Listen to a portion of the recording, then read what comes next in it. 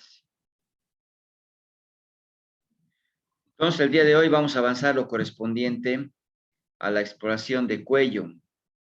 Y cuando revisamos cuello, al igual que cualquier otra región, tenemos que hacer, ¿no es cierto?, la exploración mediante la inspección, mediante la palpación y mediante la auscultación. No aplica la percusión, ¿no? Pero seguimos el mismo orden, seguimos la misma metodología de examen y bueno, se recomienda pues examinar a la paciente o al paciente sentado, ¿cierto? Sentado, donde vamos a examinar la región anterior, la región lateral y la región posterior del cuello, de tal manera que nos permita, ¿no es cierto?, identificar algunos aspectos importantes. Por ejemplo, en la línea media tenemos que observar, ¿no?, la centralización de la tráquea. Y eso lo podemos observar aquí, a nivel de la horquilla external. Vamos a observar, ¿no es cierto?, la laringe, con los cartílagos que, pues, las hacen reconocerla fácilmente, ¿no? Cartílago tiroides, cartílago cricoides, ¿no? Que la vamos a identificar. Ya hacia lateral podemos encontrar lo que corresponde, ¿no?, los lóbulos de la glándula tiroides, porque el istmo va recorriendo, ¿no?, justamente por delante de lo que es el cartílago cricoides. Y bueno, lateralmente tendríamos que ver la pulsación de las carótidas que recorren el borde medial del esternocleidomastoideo. Luego vamos a ver este músculo, ¿no?, que si tuviera alguna alteración, vamos a, ¿no es cierto?, identificar, por ejemplo, un espasmo, una contractura, como en el caso de la tortícolis, la vamos a poder observar mediante una posición anómala, ¿no? El cuello va a estar inclinado hacia un lado, ¿no?, provocando, pues, intenso dolor al querer realizar algún movimiento, ¿no? Vamos a observar, entonces, músculos como el esternocleidomastoideo, músculo trapecio, que de igual manera, ¿no?, van a dar la movilidad al cuello, entre los que podemos examinar, ¿no?, mediante la inspección y también la palpación, como vamos a ir describiendo. Y bueno, habrá que observar, ¿cierto?, movimiento de la cabeza, del cuello, perdón, que vamos a nosotros ver de manera espontánea, porque el paciente no se va a quedar quieto, inmóvil, sino que va a realizar movimientos espontáneos, ¿no?, en diferentes direcciones. Y bueno, habrá que ver, pues, la región posterior en relación a las espinas, a apófisis espinosas, perdón, de las vértebras cervicales, ¿no? Vemos las características de la piel, donde hay que ver, ¿no?, el color, que es igual que el de la cara, que del tórax, las lesiones primarias, secundarias, si es que existen, las alteraciones que podamos, ¿no es cierto?, evidenciarlas para poder describirlas. Y bueno, finalizamos con el movimiento que ya lo había mencionado, ¿no? Entonces, como he mencionado, no debe observarse las venas del cuello ingurgitadas. Las venas del cuello no deben visualizarse, que estén, ¿no es cierto?, distendidas. Salvo condiciones patológicas, las venas del cuello no se deben evidenciar que tengan dilatación, ¿no? Los ganglios, que es la, ¿no es cierto?, la exploración que vamos a realizar al final de valorar el cuello, no debe palparse, no debe observarse en condiciones fisiológicas, ¿no? Y bueno, entonces vamos a empezar a describir ahora, considerando de que cuando examinamos al paciente lo hacemos de frente, ¿no es cierto?, primera instancia. Luego tenemos que recorrer para ver de lado, de perfil, ¿no? Y cuando observamos de perfil, consideremos que el cuello, pues, no es recto, no es recto. Si bien el cuello tiene la forma cilíndrica, que va a variar, ¿no es cierto?, de acuerdo al biotipo, porque si es ectomorfo, el cuello es largo, delgado; si es endomorfo, es cuello corto, grueso; si es mesomorfo, habrá más desarrollo de los músculos. Y bueno, tenemos que observar todo eso, ¿no? Ahora bien, si es varón, vamos a ver mayor prominencia, ¿no?, en la laringe, lo que llamamos manzana de Adán. Si es mujer, vamos a ver unos pliegues transversales más marcados, lo que se denomina como el collar de Eva. El cuello, decía, no es recto. Recordemos que la columna vertebral tiene curvaturas, ¿no? Tiene curvaturas, y pues el cuello nos va dibujando, ¿no?, una cierta concavidad posterior, ¿no? Una concavidad posterior, lo que consideramos como una lordosis, ¿no? Una lordosis que es fisiológica a nivel cervical. Recordando que las curvaturas de la columna pues se van formando a medida, ¿no?, de que se va produciendo el desarrollo del niño. Porque cuando sostiene la cabeza es cuando se establece la curvatura cervical, ¿no? Esa lordosis que voy mencionando, es decir, es cóncava hacia atrás, ¿no? Porque cuando se para, se va a formar, ¿no es cierto?, la curvatura lumbar, que también me da y describe esa concavidad posterior, ¿no? Esa lordosis lumbar, ya que podemos encontrar la convexidad hacia atrás de la región dorsal y la región sacrocoxígea, ¿no? La región sacrocoxígea, que es la cifosis, ¿no?, dorsal, y la cifosis sacrocoxígea. Entonces el cuello tiene que mostrarme esa lordosis cervical, no es recto, ¿no? Tengo que observar esa lordosis cervical. Después, a nivel de la exploración lateral, el esternocleidomastoideo me va a dividir el cuello en dos triángulos, un triángulo anterior y un triángulo posterior. El triángulo anterior, como podemos observar, está conformado hacia atrás por el borde medial del esternocleidomastoideo, ¿no?, del esternocleidomastoideo, el borde anterior por el borde anterior del cuello y su borde superior por el borde inferior, ¿no?, de la mandíbula. Entonces, de esta manera está constituido el triángulo anterior. En cambio, el triángulo posterior, el borde anterior sería el borde posterior del esternocleidomastoideo, el borde posterior sería formado por el borde anterior del trapecio y el borde inferior por la clavícula. Entonces, cuando observamos de perfil el cuello de la paciente, hay que considerar, ¿no?, esos dos triángulos para describir, ¿no es cierto?, cualquier hallazgo que lo podamos evidenciar, ¿no? Bueno, después de observar lo que hemos descrito, hay que valorar los movimientos del cuello, ¿no? Vamos a pedir que el paciente flexione, debiendo tocar con el mentón el esternón, ¿no es cierto?, como estamos viendo la imagen.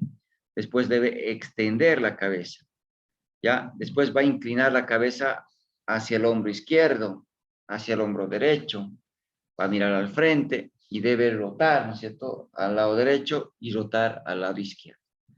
Esos movimientos de flexión, extensión, inclinación lateral derecha, inclinación lateral izquierda, ¿no?, corresponde más o menos a una inclinación que va de los 0 a los 45 grados, ¿no? En cambio, la rotación puede alcanzar hasta incluso los 60 grados. De tal manera de que, como podemos observar, ¿no?, la inclinación, ¿no?, derecha, izquierda, flexión, extensión, tienen movimientos de 0 a 45 grados, ¿no? La rotación, tanto derecha como izquierda, tienen mayor amplitud, ¿no? Por tanto, cualquier alteración a nivel del cuello va a limitar estos movimientos, ¿no? Va a limitar estos movimientos. Es importante considerar entonces que al valorar estos movimientos, estamos valorando justamente, ¿no es cierto?, a los músculos descritos, ¿no?, el esternocleidomastoideo y el músculo trapecio, ¿no?, que me van a permitir estos movimientos descritos. Si tengo alguna lesión, ¿no?, en estos músculos, los movimientos van a quedar limitados y no van a poder realizarse con la amplitud descrita, ¿no? Y bueno, entonces, eso es la inspección, es una inspección. Si bien los movimientos al principio de manera espontánea, después de manera dirigida, lo vamos a evaluar, pero después de la inspección viene pues la palpación, ¿no? Y en la palpación hay que palpar.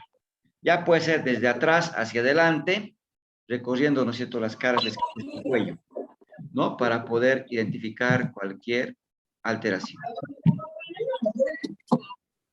Doutor, ¿Sí? quando, Perdón, a ver. quando há nódulos na tireoides, ¿tienes dolor o no la Pero persona? no hemos llegado, ¿no es cierto? No hemos llegado. No Ah, hemos ya. llegado. Estamos así en la inspección, estamos empezando palpación, ¿no? Y bueno, hay diferentes tipos de nódulos que ahorita lo vamos a explicar. Entonces, es importante considerar que en la palpación, ¿cierto?, vamos a ir de atrás hacia adelante, es decir, y vamos a empezar a palpar las apófisis espinosas, por ejemplo, las vértebras cervicales.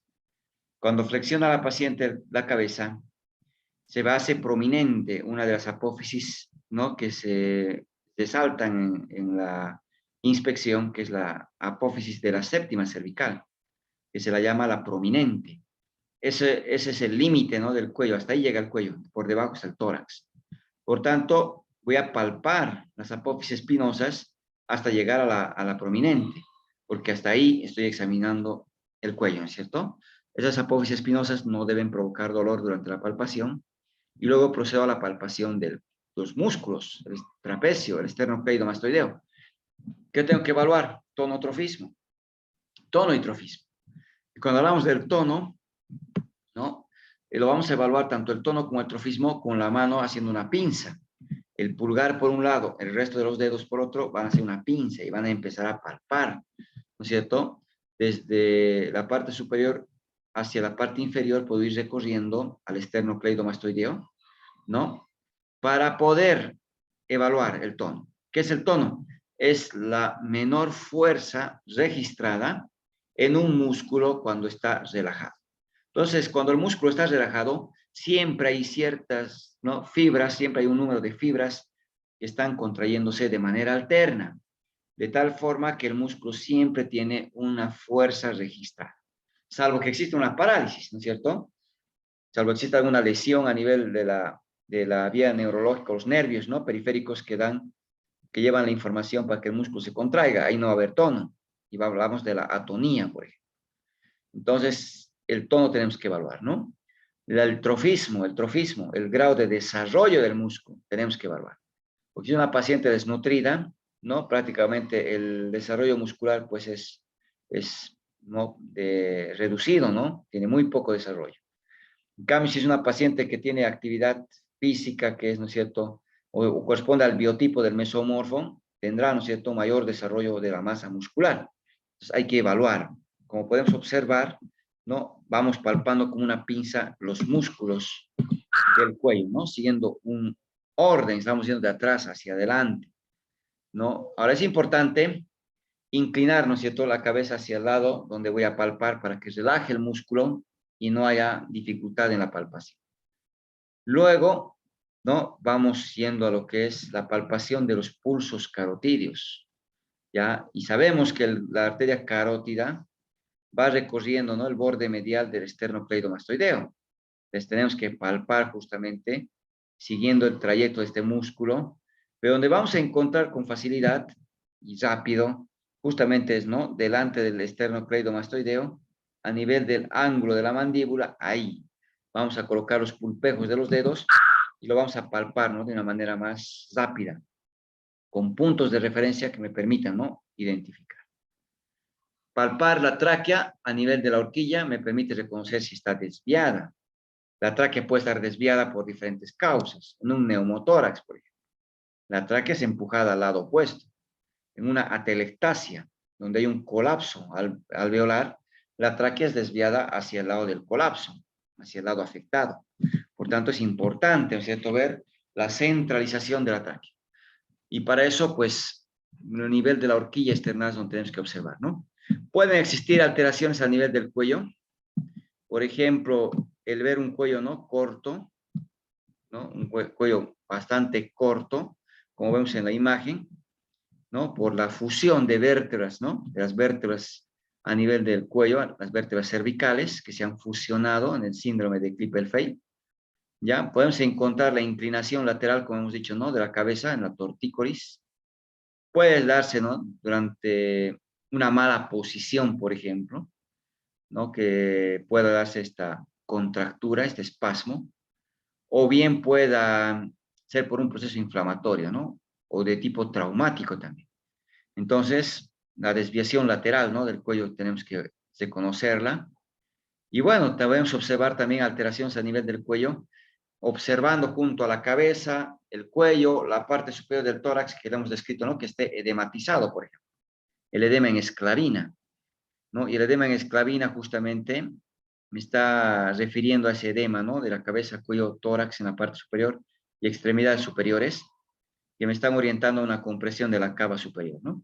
Donde seguramente, además del edema, vamos a encontrar la cianosis, vamos a encontrar ingurgitación de las venas del cuello, ¿no?, que van a acompañar a ese edema escrito. Entonces, el ver un cuello, ¿no es cierto?, desviado hacia un lado, hay que pensar, ¿no?, que esa posición anómala es producida, ¿no?, por un compromiso de los cuellos, de los músculos del cuello, ¿no? Y bueno, puede ser por un proceso inflamatorio, la miositis, puede ser por un trauma, por un acortamiento del músculo, puede deberse a una lesión, ¿no?, del nacimiento, una mala técnica en la atención de un parto, provoca, ¿no?, que se lesione los músculos del cuello y el niño pueda tener, ¿no?, la tortícula es justamente como parte del trauma obstétrico, ¿no? Entonces, vamos a observar en diferentes situaciones.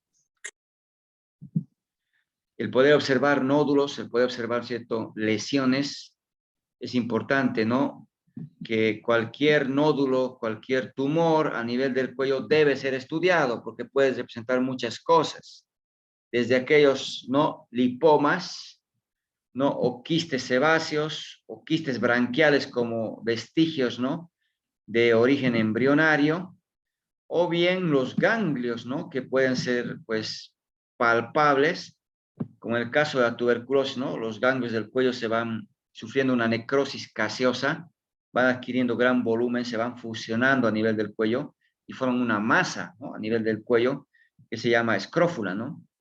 Podemos encontrar defectos congénitos como el meningocele, el mielomeningocele, y bueno, diferentes lesiones que podamos, ¿no?, evidenciar como un aumento de volumen a nivel del cuello y que hay que examinarlo, ¿no? Vamos a ir ya hablando un poquito de ellos en las siguientes, ¿no?, diapositivas. Y bueno, vamos a siempre considerar la palpación, ¿no?, de nódulos, que hay que pensar en el cuello que puedan corresponder, ¿no es cierto?, a ganglios, ¿ya? Entonces, siempre en el examen de cuello vamos a examinar los ganglios. Si bien los ganglios no se deben palpar, pero si los palpamos, me están indicando un proceso inflamatorio, ¿ya? Y el proceso inflamatorio puede deberse, ¿no es cierto?, a una herida que se ha infectado o alguna lesión, que por el drenaje linfático tenemos que reconocer, ¿no es cierto?, que pueda provocar el compromiso de los ganglios donde va drenando esa linfa. Por tanto, es importante reconocer que hay grupos ganglionares, que hay que palparlos, ¿no? Y el palparlo ya me está indicando algo patológico, porque los ganglios no deberían palparse. Y vamos a pensar primero en un proceso inflamatorio. Y si hay inflamación, los ganglios duelen, ¿no es cierto? Los ganglios duelen. Y si estamos hablando de un proceso de metástasis, porque también los ganglios se los palpa en una metástasis, hay que pensar, ¿cierto?, que generalmente tiene sus características, ¿no? Y las vamos a mencionar en un momento. Entonces, primero, habrá que considerar que hay grupos de ganglios, ¿no? El palpar nódulos, habría que considerar en el cuello que puede corresponder a ganglios, ¿no? Y empecemos desde la cabeza. Hay ganglios en la región suboccipital, hay ganglios en la región, ¿no es cierto?, retroauricular, preauricular, en la región del ángulo de la mandíbula, los submaxilares, el submentoniano. O sea, hay grupos de ganglios. Y estos grupos de ganglios me ayudan, ¿no es cierto?, a reconocer que estos ganglios, al palparlos, pues me están mostrando que hay un proceso inflamatorio en primera instancia. Si palpo ganglios en la región suboccipital, ¿de dónde puede ser la inflamación? Del cuero cabelludo, porque el drenaje va justamente ahí, del cuero cabelludo a estos ganglios. Pero también hay patologías, ¿no?, que van a orientarnos justamente a la palpación de estos ganglios, como es la sífilis, la rubiola, la mononucleosis infecciosa.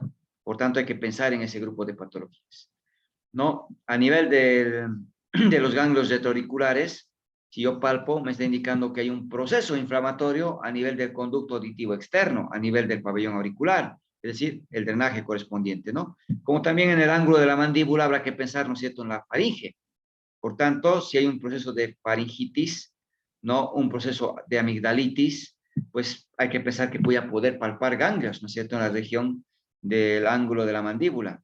Y obviamente al principio pues son ganglios aumentados de volumen, ganglios dolorosos, porque estamos hablando de un proceso inflamatorio, ganglios móviles, ¿no?, de consistencia blanda, pero cuando se va controlando el proceso infeccioso, estos ganglios van adquiriendo una consistencia ya más endurecida, ya no duelen, ¿no es cierto?, y están un tiempo determinado, pues que es muy variable, para que después vaya regresionando y ya no se los palpe nuevamente, ¿no? No se los llegue a palpar. Entonces, habrá que considerar que el identificar estos ganglios, pues nos está orientando primero a un proceso infeccioso, ¿no? Dependiendo dónde están localizados, como he mencionado.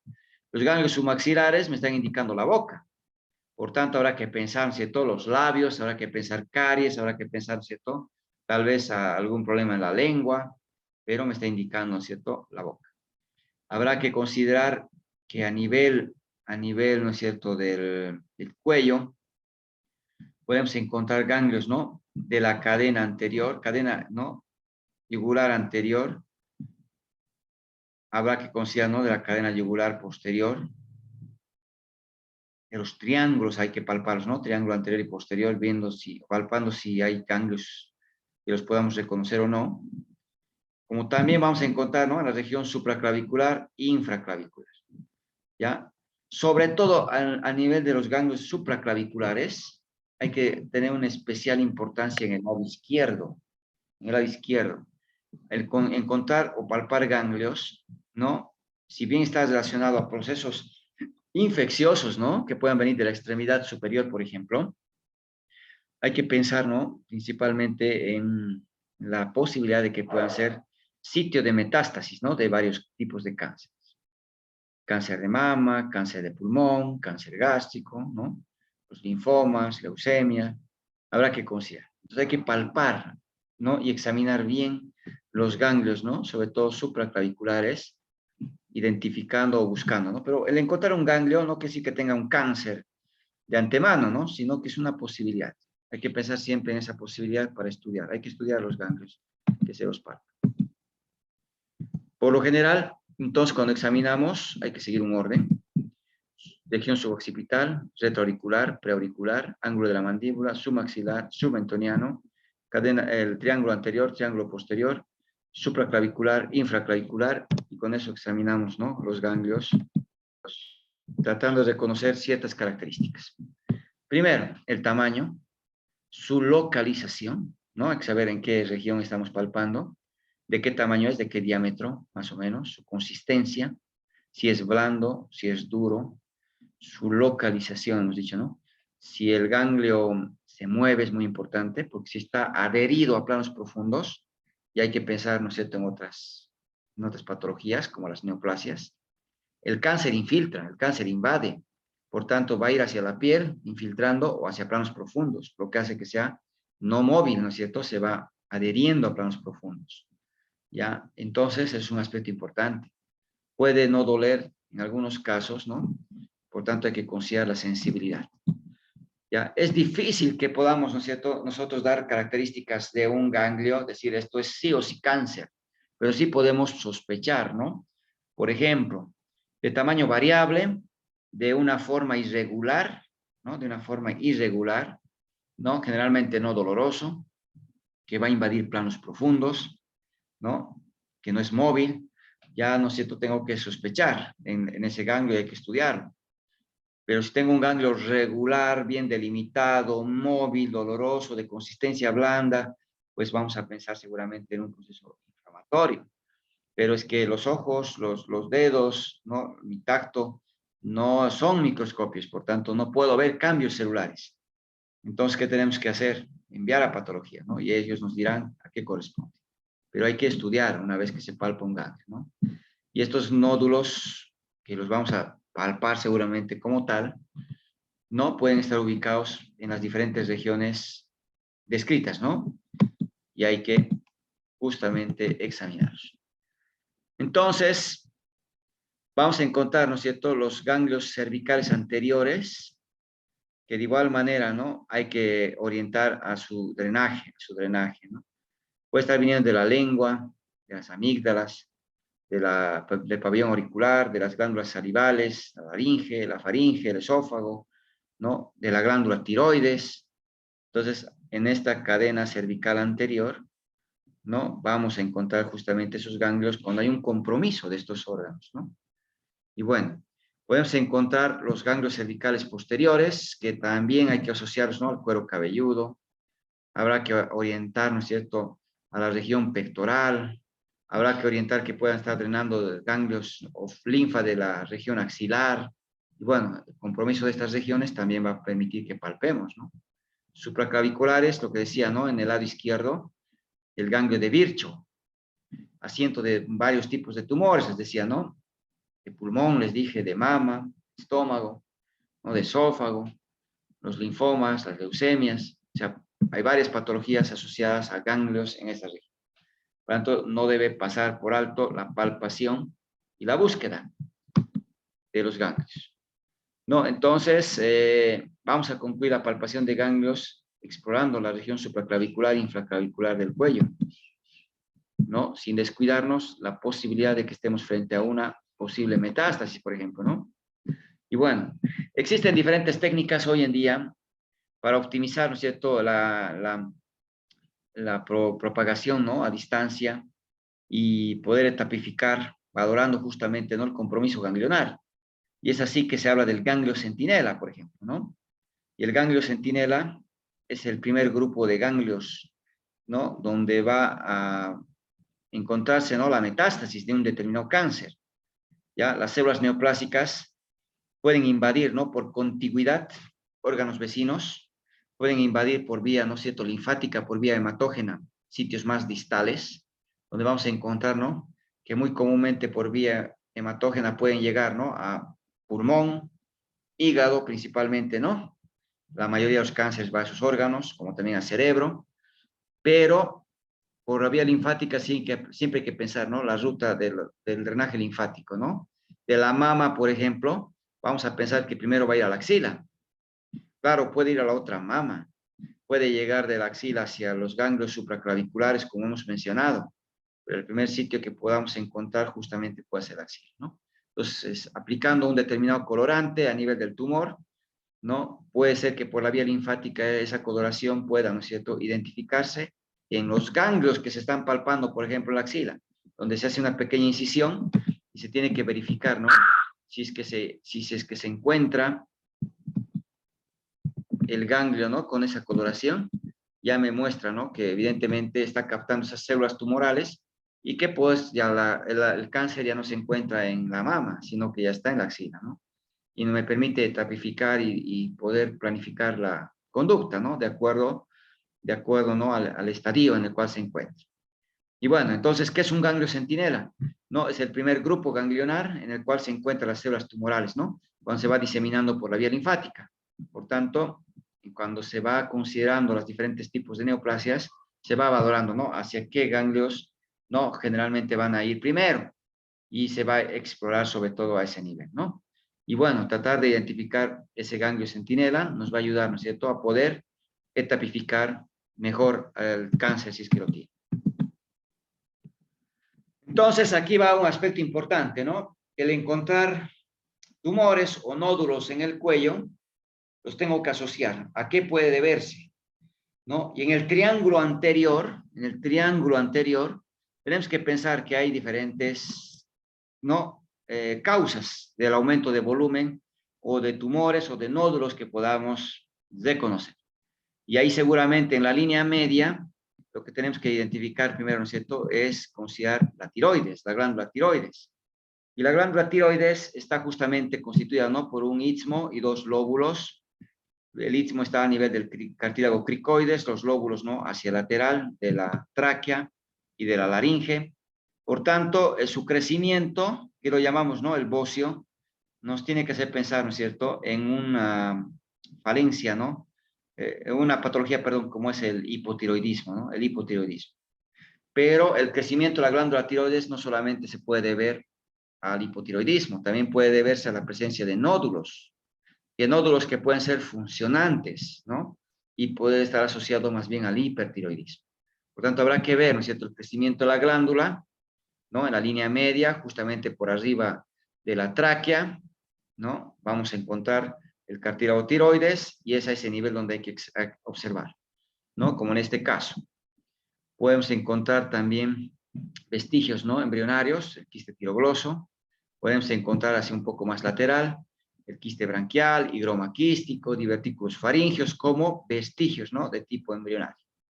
En cambio, en el triángulo posterior habrá que pensar principalmente, ¿no?, en los nódulos asociados a los ganglios, ¿no?, que los estemos palpando, ya sea por las diferentes neoplasias que hemos descrito, ¿no? Junto a la región supraclavicular, pero también, ¿no? En patologías como la tuberculosis, ¿ya? La escrófula que había mencionado, ¿no? Que se va haciendo una masa a nivel del cuello por esa necrosis gaseosa, ¿no? De los ganglios comprometidos, ¿no? En la tuberculosis ganglionar, por ejemplo. Y bueno, la tiroides ya la hemos examinado desde la inspección, ¿no? Porque al pedir que el paciente extienda, se ve ese aumento de volumen que he mencionado, ¿no? Que puede corresponder al bocio o a la presencia de los nódulos tiroideos que puedan estar provocando un aumento de volumen. Generalmente no debe observarse la glándula, ¿no? No se la debe observar en la inspección. Y luego procedemos a la palpación. En la palpación hay diferentes técnicas. La técnica de Kervine, Logey, Crille, y hay que palpar la tiroides, ¿no? Hay diferentes técnicas, ¿no? Una de las descritas con... Perdón. Una de las más descritas en nuestra revisión corresponde, ¿no? A la técnica de Kervine, la palpación bimanual por detrás. Y en la palpación con la técnica de Kervine, lo que hacemos es ubicarnos detrás del paciente, ¿no? Acomodar los pulgares a nivel, ¿no? De la región cervical y el resto de los dedos lo vamos a orientar hacia adelante. Ubicamos la tráquea, ¿no? Arriba está el cricoides y a ese nivel vamos a colocar nuestros 4 dedos como vemos en la imagen, ¿no? Primero de un lado, luego del otro lado. Una vez que hemos acomodado los dedos, ahora vamos a empezar a palpar. Para palpar, por ejemplo, el lado izquierdo, para palpar el lado izquierdo, el lóbulo izquierdo de la glándula tiroidea, ¿qué tenemos que hacer? Con la mano que está al lado derecho de la tráquea, empezamos a empujar en sentido contralateral, ¿no? Empezamos a empujar hacia el lado opuesto, ¿ya? De tal manera que al empujar contra el lado opuesto voy a facilitar la palpación, puesto que en el lado izquierdo voy a palpar, ¿no es cierto?, la tiroides contra la tráquea. Voy a tratar, ¿no es cierto?, de palpar contra la tráquea y poder reconocer cualquier alteración, ¿no? La glándula tiroides tiene consistencia blanda, normalmente no la palpamos, es muy difícil poderla reconocer y palparla, salvo tuviera alguna afección, algún compromiso, por ejemplo, los nódulos. Los nódulos pueden ser palpables, ¿no es cierto? Los nódulos tiroideos. Entonces es importante, ¿no es cierto?, poder reconocer, ¿no?, los nódulos en cuanto a sus características, ¿no? Y bueno, una vez que hemos palpado uno de los lóbulos, en este caso el lóbulo izquierdo, hacemos la maniobra en la dirección opuesta ahora, ¿no? La dirección opuesta. Donde ahora los dedos que están en el lado izquierdo de la tráquea empiezan a empujar la tráquea hacia el lado contrario, el lado derecho, para que podamos palpar ahora el lado derecho, ¿no? De tal manera que tenemos un punto de apoyo, la tráquea, contra la cual tenemos que palpar y tratar de reconocer si hay alguna afección. Entonces, la palpación debe tratar de estimar, ¿no? Si hay un nódulo, tratando de reconocer el tamaño, tratando de conocer, ¿no?, la consistencia, si tiene sensibilidad, si duele o no, ¿no? Si es irregular, si son de bordes regulares, si tiene movimientos. Hay que tratar de identificar todo ello, ¿no? Y ahorita vamos a ver algunas características, ¿no? Pero si palpáramos, ¿no?, y nos entraba la duda, ¿no? ¿Será de la glándula tiroides el nódulo que estoy palpando? ¿O puede corresponder a un ganglio? Que ahí también hemos dicho, ¿no?, que hay ganglios, cadena, ¿no?, yugular. Tenemos, ¿no?, superficiales como profundos los ganglios y podemos considerar que puede haber, ¿no?, ganglios también, que en este caso estamos palpando en esa región. Entonces, una estrategia es pedir, ¿no?, una vez que identificamos el ganglio y lo palpamos, pedir que la paciente pues beba o trague, ¿no?, un poco de saliva o beba o de un sorbo, ¿no?, de agua y trague. Al tragar, ¿qué pasa? La laringe sube, asciende y consigo va a traccionar a la glándula tiroides, ¿no? Entonces, si es un nódulo que no se desplaza con la deglución, habrá que pensar que pueda corresponder a un ganglio, ¿no?, cervical. Pero si se desplaza y se mueve, ¿no es cierto?, hacia arriba, con el acto de deglución, pues hay que asociarla a que es dependiente, ¿no?, de la glándula tiroides para empezar, ¿no? Y ahí empezamos a examinar, a estudiar ese nódulo, ¿no? Ese nódulo. Se debe auscultar la tiroides, se puede. En los pacientes con hipertiroidismo aumenta, ¿no?, el flujo sanguíneo se vuelve más rápido, entonces puede haber turbulencia y escucharse como un soplo. Por tanto, el colocar el estetoscopio justamente a nivel de la ubicación de la tiroides puede, ¿no es cierto?, auscultar un soplo en el caso del hipertiroidismo, por ejemplo. Obviamente, en pacientes donde se sospecha hipertiroidismo hay que hacerlo, ¿no? Pacientes, por ejemplo, que tengan pérdida de peso, que sean delgados, que tengan la piel fina, delgada, brillante, el pelo, ¿no?, fino, delgado, que tengan insomnio, que tengan, ¿no es cierto?, irritabilidad fácil, es decir, pueda tener el exoftalmo, o sea, hay varias características que vamos a ir orientando para pensar en un hipertiroideo. Ahí tendríamos que auscultar sí o sí la glándula tiroides para ver, ¿no?, si hay un flujo aumentado, si hay un soplo, ¿no? Quiero palpar con una sola mano la técnica de Crille, como estamos observando. El pulgar empuja la tráquea hacia el lado opuesto y el resto de los dedos palpa el lóbulo correspondiente, ¿no? Podemos palpar también desde adelante la técnica del ojei, ¿no? Y en la técnica del ojei vamos a palpar, ¿no es cierto?, también de forma bimanual. De forma bimanual, ¿ya? De tal manera de que una mano acomoda, ¿no?, el pulgar, como estamos viendo, al lado de la tráquea, y el resto de los dedos se va atrás, y empuja la tráquea al lado opuesto, ¿no? Mientras la otra mano trata de palpar si hay algún nódulo, alguna lesión. Luego cambiamos de manos y hacemos lo mismo, ¿no?, para poder palpar. O bien, como la técnica de Crille, vamos a palpar de forma monomanual, ¿no?, empujando la tráquea en un lado, los otros dedos palpan el lóbulo, ¿no?, de la glándula, y luego cambiamos de mano para hacer lo opuesto y palpar, ¿no? Lo importante es desplazar la tráquea siempre hacia el lado donde vamos a palpar para facilitar la exploración, ¿ya? Ahora, ¿qué más podemos encontrar? Por ejemplo, podemos encontrar uno de los signos, ¿no?, como es el signo de Pemberton, donde puede haber, ¿no es cierto?, puede haber el crecimiento de la glándula tiroides, por ejemplo, ¿no? En la exploración durante la inspección puedo observar este aumento de volumen, ¿no?, donde puede ser que sea de gran magnitud y pueda estar, ¿no?, también abarcando lo que es el mediastino, por ejemplo, en la porción retroesternal. Entonces le pedimos al paciente que levante las manos, como estamos observando. Eso va a provocar una compresión tanto de las venas, ¿no?, como de las arterias del cuello, provocando que si comprime arterias no va a llegar sangre al sistema nervioso y el paciente se va a desmayar, va a tener síncope. O bien, ¿no es cierto?, por la compresión de las venas, va a empezar a ingurgitarse las venas del cuello, va a empezar, ¿no es cierto?, a congestionar la cara. Entonces, ¿no?, empieza a haber mayor congestión en la cara y va a haber, ¿no es cierto?, esa sensación de mareo, y si le dejamos ahí un tiempo se puede desmayar, ¿no?, el síncope. Entonces me está indicando que hay un bocio retroesternal, ¿no? Yo puedo observar este aumento de volumen, pero no expresar realmente la magnitud del crecimiento, ¿no?, sino que está por detrás del esternón, en el tórax, en el mediastino, y una forma de identificar, ¿no?, estos bocios grandes de retroesternales es buscando el signo de Pemberton, ¿no?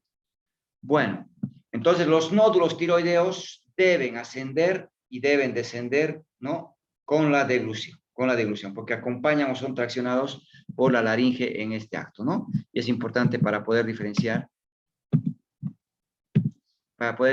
¿no?, de los ganglios cervicales. Aquí cuando levanta las manos, el paciente empieza a mostrar esa congestión, ¿no? Ya me está indicando que hay un bocio retroesternal de gran volumen, ¿no? Y de persistir, el paciente va a perder conocimiento. Signo de Pemberton, ¿no? Signo de Pemberton. Ahora, ¿qué tenemos que considerar en la glándula tiroides? En la glándula tiroides, ¿no? Que seguramente el valorar el crecimiento, la presencia de nódulos, ¿no es cierto?, me tiene que hacer pensar en un compromiso de la tiroides que puede ser variable, ¿no? Puede ser variable. Por ejemplo, la glándula puede estar crecida, aumentada de tamaño de una manera difusa, no localizada, ¿no es cierto?, el bocio difuso. Y eso podemos encontrar, por ejemplo, en pacientes que tienen hipotiroidismo, sobre todo, ¿no es cierto?, esa tiroiditis autoinmune, ¿no?, la tiroiditis de Hashimoto, por ejemplo, tiroiditis autoinmune. O bien puede encontrar también en un paciente hipertiroideo, sobre todo, ¿no es cierto?, en el Graves-Basedow, que va a ir acompañado, ¿no?, de ese exoftalmo que es bien característico del hipertiroidismo, podemos identificar, ¿no? Bueno, en algunos casos darse un crecimiento de la glándula y no ser, ¿no es cierto?, funcional, es decir, no aumentar la cantidad de hormonas tiroideas y ser eutiroideo, ¿no? Podemos encontrar un crecimiento nodular, ¿ya?, donde se va a palpar los nódulos que hemos descrito y van a provocar el aumento de tamaño justamente de la glándula, como en el caso, ¿no?, del bocio nodular autoinmune. Puede ser un solo nódulo, puede ser un solo nódulo, pueden ser varios nódulos. Ya, el encontrar un solo nódulo, hay que pensar en un probable no sea de tiroides. Ya, un nódulo solitario, un nódulo único, ¿no?, que palpemos, podemos sospechar en proceso maligno, ¿ya? Pero si son varios nódulos, ¿no?, habrá que pensar, por ejemplo, en la enfermedad de Plummer, ¿no?, que son nódulos, ¿no?, funcionantes, son nódulos que liberan hormonas tiroideas, ¿ya?, que nos puede llevar a un hipertiroidismo, sí, pero cuando son varios nódulos hay que sobre todo asociar a este tipo de patología, ¿no? Bueno, en algunos casos puede haber nódulos que no son funcionantes, ¿no?, como en el caso de la tiroiditis, ¿no?, que nos puede llevar más bien a un hipotiroidismo, ¿no? Entonces, el palpar varios nódulos en la glándula hay que asociar a procesos, ¿no?, de tipo autoinmune, que pueden estar asociados, ¿no?, a la mayor o menor producción de la hormona tiroidea, llevando un hiper o un hipotiroidismo, ¿no? Pero si encontramos un solo nódulo, por lo general hay que pensar en un proceso maligno, ¿no? Hay que estudiar, que puede ser un cáncer, ¿no? Ahora, obviamente, en una neoplasia, ¿no?, ese nódulo puede no ser doloroso, puede ser irregular, puede ser infiltrante, invasivo, ¿no?, que va de planos profundos y bueno, todo eso habrá que asociarlo, ¿no?, durante la palpación. Pero nuevamente, vamos a repetir, mediante la exploración no podemos asegurar de que pueda ser, ¿no es cierto?, un cáncer o no. El poder reconocer un nódulo involucra que hay que estudiarlo, ¿no es cierto? Hay que estudiarlo. Y para eso, pues, tendrá que uno completar el examen, ¿no? Porque hay que hacer lo que es la palpación, la auscultación, pero hay que hacer, ¿no?, la ecografía y hay que hacer punción, ¿no?, con aguja fina, para poder tener una muestra y poder llevar, ¿no es cierto?, a patólogo y nos diga a qué corresponde, ¿no? Eso es muy importante. Entonces, podemos encontrar, ¿no es cierto?, una vibración cuando vamos palpando la glándula tiroides, ¿ya? O al auscultar escuchamos el soplo, ¿no? Sobre todo, ¿no?, en el hipertiroideo vamos a encontrar ello, ¿ya? Para poder completar, ¿no?, el examen de la glándula. Por tanto, la inspección, la palpación y la auscultación aplican la glándula tiroides, ¿no? Y bueno, si encontramos, ¿no?, algún nódulo que hemos dicho, ¿no?, que infiltre, por ejemplo, planos profundos, ¿no?, eso va a provocar que no se desplace, ¿no?, no se mueva, porque el cáncer invade, ¿no? El cáncer invade. Entonces hay que pensar en un cáncer, ¿no? Y ahí vamos a tener que considerar estos hallazgos para poder, ¿no es cierto?, reconocer posibles patologías asociadas, ¿no?, al nódulo que estamos palpando, ¿no? Entonces, vamos a poder palpar las arterias, la carótida en todo su trayecto por delante del esternocleidomastoideo, pero más sencillo, ¿no? Delante del esternocleido al nivel del ángulo de la mandíbula, es importante pues, reconocerla y palpar, ¿no? Podemos encontrar, ¿no es cierto?, que la arteria puede, ¿no es cierto?, palparse con facilidad, ahí tenemos el pulso magnus, o con dificultad, ¿no es cierto?, los pulsos parvus que habíamos escrito, ¿no? Sin embargo, es fácil palpar en pacientes, ¿no?, que han hecho ejercicio, pacientes que tienen anemia, fiebre, hipertiroidismo, la insuficiencia aórtica, ¿no? Y eso nos puede hacer fácilmente la palpación de la arteria, ¿no? Eso es muy importante, reconocer algunas patologías que pueden estar asociadas, ¿no?, a algunos hallazgos que vamos a ir encontrando. Y bueno, entonces, es importante considerar, ¿no es cierto?, que la arteria puede tener también compromiso, ¿no? Placas de ateroma que van reduciendo el flujo, que van, ¿no es cierto?, obstruyendo su lumen, ¿no? Tenemos que considerar que si la auscultación me dificulta el poder reconocer tal vez un soplo a nivel de la arteria, habrá que pensar, ¿no?, de pedir que inspire profundo y que deje de inspirar para poder escuchar realmente si hay el soplo. El soplo indica turbulencia, ¿no? Es un aspecto que hay que tomar en cuenta. Y bueno, las venas del cuello no deben observarse, salvo que haya una dificultad de retorno venoso, es importante. Para eso hay que observar a la paciente no sentado, ¿ya?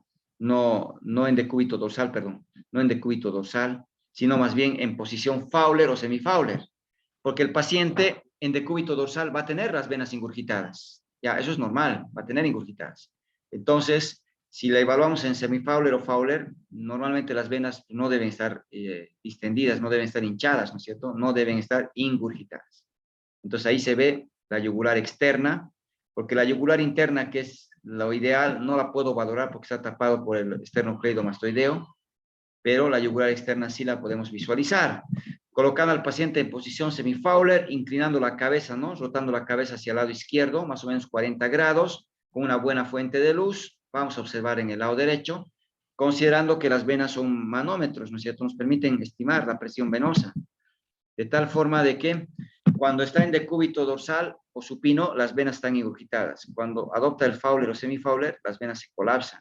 Peor si está sentado, si está parado, no se debe ver las venas. Entonces, el ver, ¿no? El valorar estas venas ingurgitadas, ¿no? Ingurgitadas, ya me indica que hay una dificultad en el retorno venoso, ¿no? Entonces puede ser una insuficiencia cardíaca derecha la que me esté provocando ello.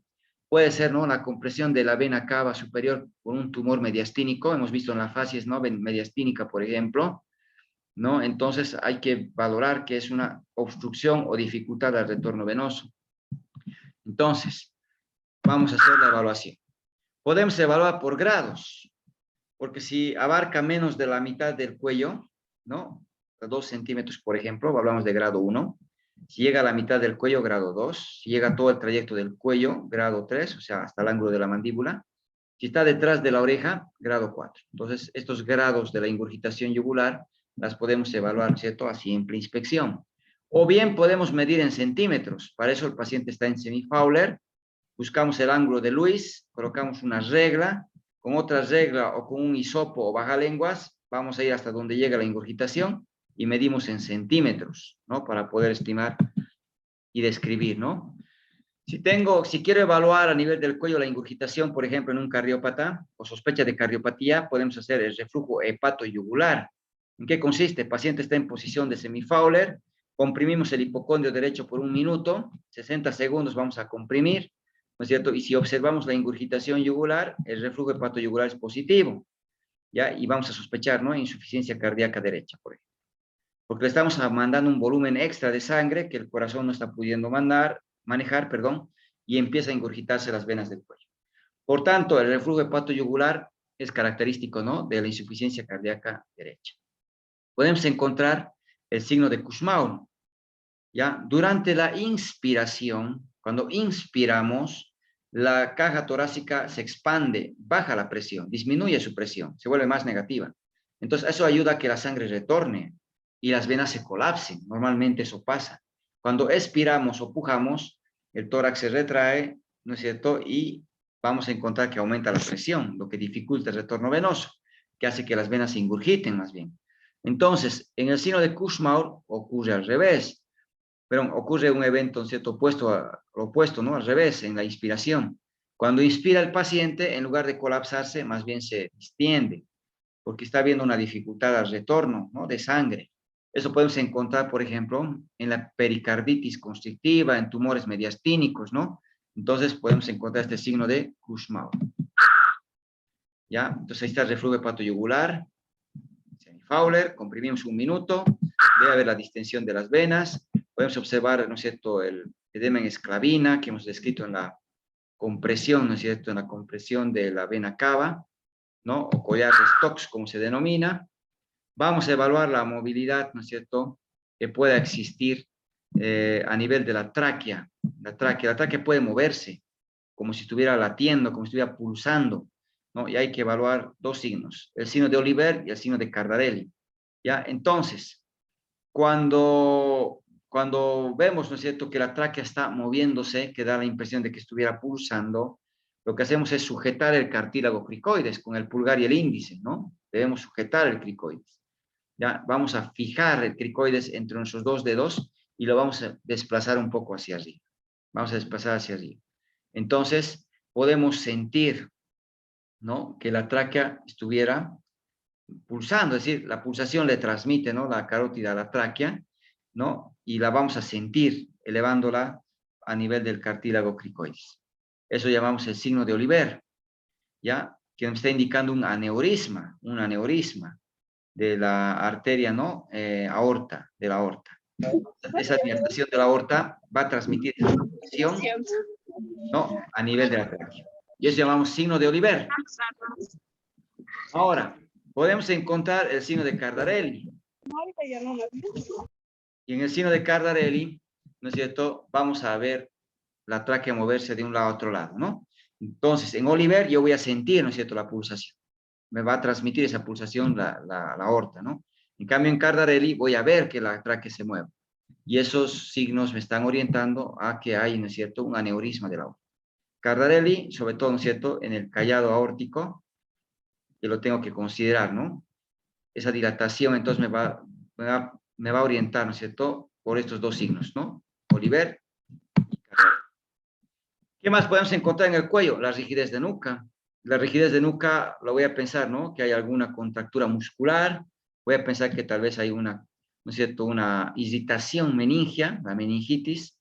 Se ven muchos menos casos de meningitis, ¿no?, en nuestro medio, como antes se veía bastante. Sin embargo, una rigidez de nuca hay que asociar, ¿no?, a una posibilidad de la meningitis. Hay que buscar signos. Por ejemplo, ¿no es cierto?, el flexionar la cabeza, ¿no? El flexionar la cabeza va a provocar dolor porque está estirando las meninges, ¿no? Y si hay dolor, ¿qué va a provocar en las pupilas? Midriasis.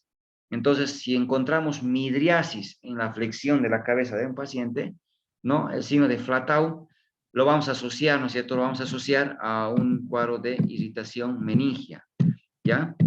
Flatau.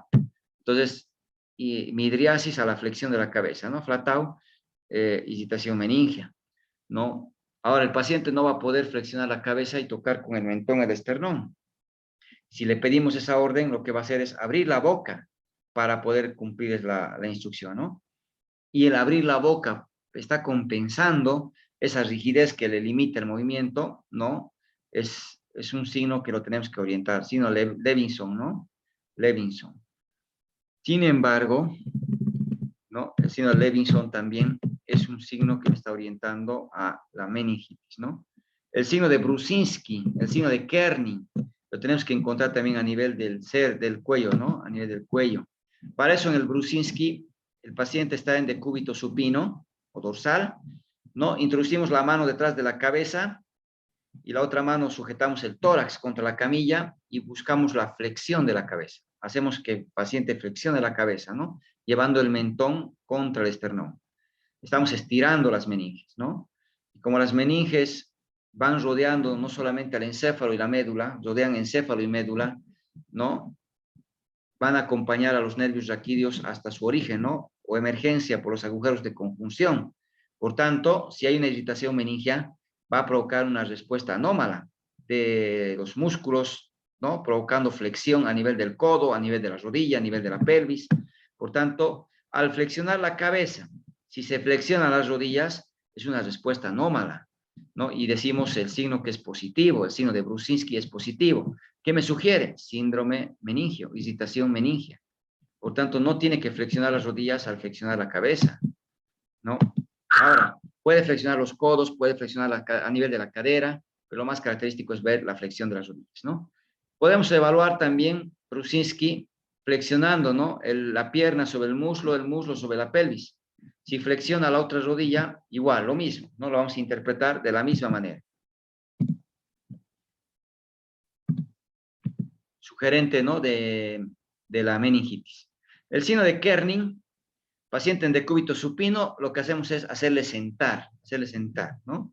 Obviamente va a ser muy difícil con un paciente con meningitis, pero recordando que si del decúbito supino pasamos a sentarnos, normalmente flexionamos las rodillas ligeramente, ¿no? Hay que suprimir esta flexión fisiológica.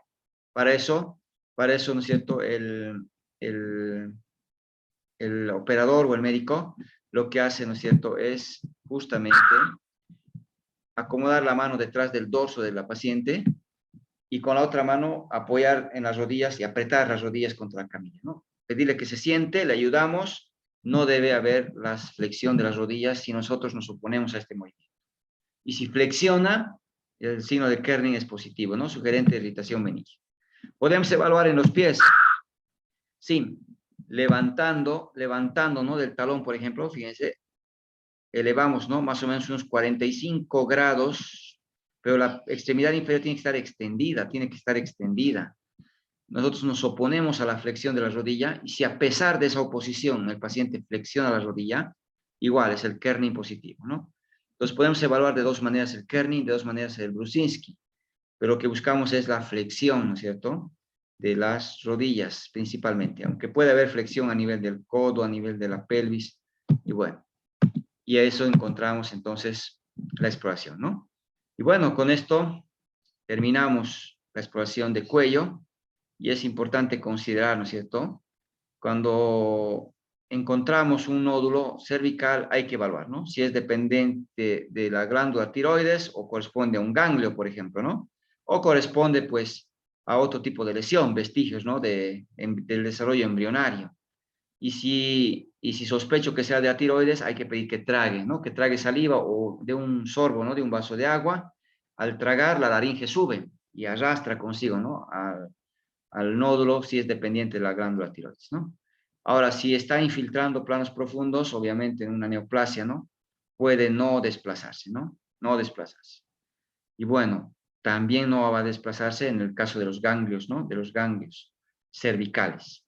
Pero los ganglios cervicales habrá que, ¿no es cierto?, entonces asociarlos siempre a un proceso, ¿no?, de tipo inflamatorio, donde esos nódulos son dolorosos, ¿no? Siempre el dolor va a asociarse, ¿no es cierto?, a la inflamación, ¿no? A la inflamación. Entonces hay que asociar las características para sospechar, porque no es definitivo, ¿no? No es definitivo, siempre hay que estudiar.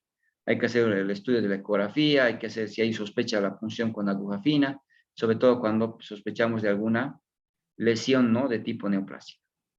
Bueno, con esto terminamos la clase. No sé si tienen alguna pregunta. Doutor, então se para o exame das glândulas tireoides, além do exame de palpación, auscultación y inspección, los demás exames son ecografía y Punción con aguja. punción por la aguja. Yeah. Es importante que se estudie, ¿no es cierto?, a la tiroides, fundamentalmente, ¿no?, con la ecografía y con la punción en caso de sospechar alguna lesión, ¿no? Porque para no pasar por alto, ¿no? Siempre piensen que el patólogo nos va a dar, ¿no?, la última palabra y no podemos aseverar.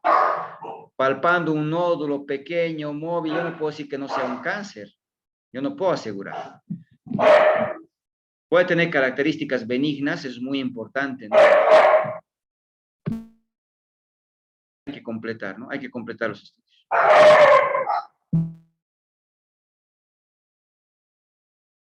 Bueno, entonces vamos a quedar aquí. Vamos a subir el material a la plataforma y estaremos comunicándonos cualquier situación ya que se disponga por parte de la coordinación para poder vernos en el aula, ¿no es cierto? Tengan muy buenos días. También, doctor, gracias. Doctor.